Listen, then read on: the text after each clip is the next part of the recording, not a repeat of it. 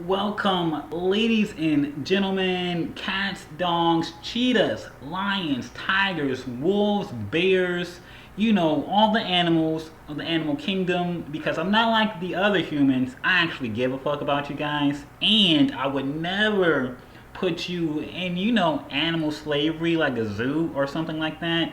I respect you guys. So, when the animal revolution comes, remember your buddy Kai was on your side. Anyway, welcome to another episode of One Shots. I'm your barkeep, Kyra. As always, remember I used to give you bottles, now I only give you shots. So, anyway, inspiration comes sometimes in the most unlikeliest of places, or sometimes in the most likeliest of places. I was doing my thing earlier this morning, eating breakfast, doing what I do.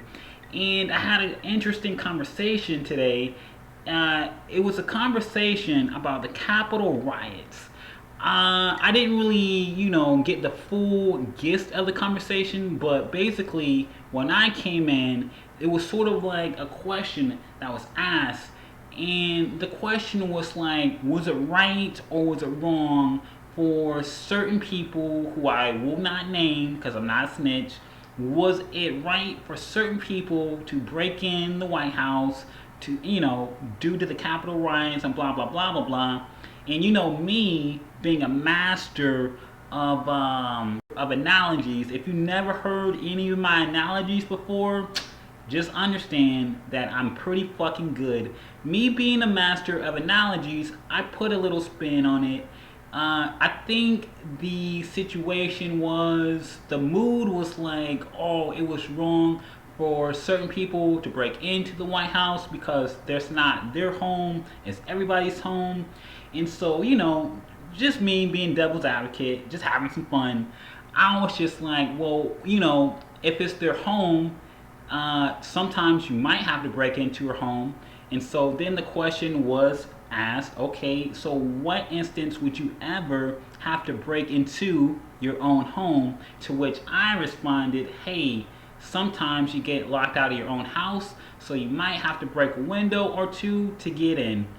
For all my people who've never been locked out of their own house before, you would never understand this analogy because you've never been locked out of your own house. You don't get it.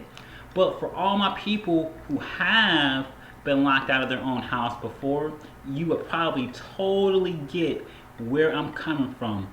Imagine. Also, just throw out this scenario. You can't call like a locksmith or anything like that because you are a kid. So imagine you're a kid, right? You're a kid, you're doing what kids do, blah blah blah blah blah. And you have a key, you have a house, you have all that, but you got locked out of your house because you forgot your key. You can't call a locksmith or anything because you're a kid, you have no money, no finance. You're basically a slave, more or less, a second class, third class citizen because let's face it, you're a kid, a youth in America. Nobody gives a fuck about your rights. You can't even vote, you can't drive, you can't drink, you can't even smoke weed, and weed is totally like fucking normal. Weed is like the less dangerous substance of all the substance. Like if you had a choice and you had to pick an answer, right? And the choice was between weed, heroin, PCP. What would you choose to give to a minor? I'm just saying, which one is the least likely to fuck a motherfucker up in the long run? Alright, so anyway, here's the situation in this scenario. You're a kid, you're locked out of the house, you can't call on anyone else, you can't depend on anyone else because you have no rights, and your parents, the only people that can get you inside the house, they're doing what parents are supposed to do. They're at work, working hard. They can't come and fucking save you. They have their own responsibilities, and it's your fault that you got locked out because you're the one who forgot the key or lost your key, however that goes. So what are you gonna do? What are you gonna do? Are you just gonna sit outside all day like a fucking idiot? Or are you gonna crack a window or two and get inside and relax and be comfortable And you know, that was just a little jokey joke that I threw out today.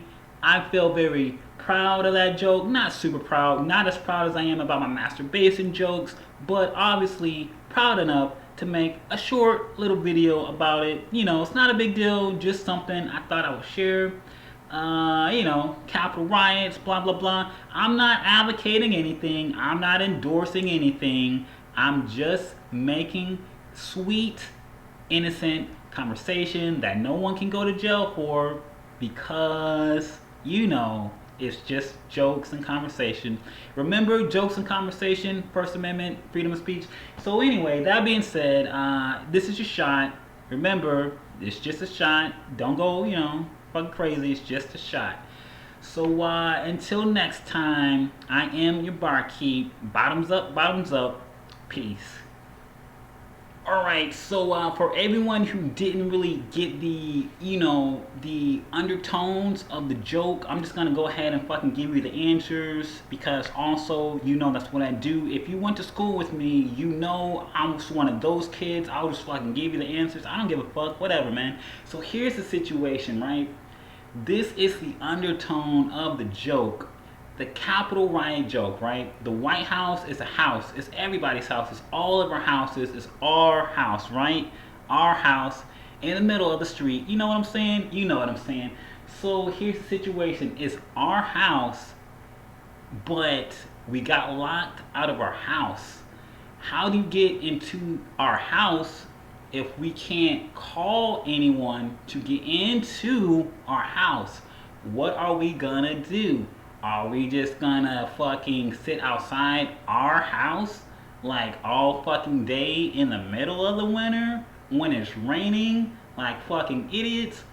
Or are we gonna crack a window or two and get back into our house in the middle of the streets? You know what I'm saying? You know what I'm saying. Anyway, peace out. Tiger style. Tiger style. Yo.